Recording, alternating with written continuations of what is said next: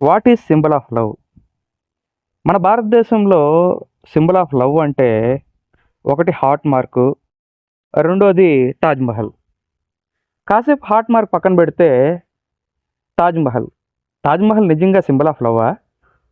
నాకెందుకు ఆ డౌట్ వచ్చింది అంటే, షాజహాన్ ముంతాజ్ 13 భార్య. ముంతాజ్ 12 సంతానంలోనో లేక 13 సంతానంలోనో చనిపోయిన తర్వాత షాజహాన్ తన గుర్తుగా తాజ్‌మహల్ కట్టించాడు. ఒకవేళ నిజంగా అది సింబల్ ఆఫ్ లవ్, అది నిజమైన ప్రేమ అనుకుంటే, మరి గర్ల్స్ ఎందుకు బాయ్ ఫ్రెండ్స్ వేరే వాళ్ళతో అఫైర్ పెట్టుకుంటే తెగ గొడవ చేస్తారు?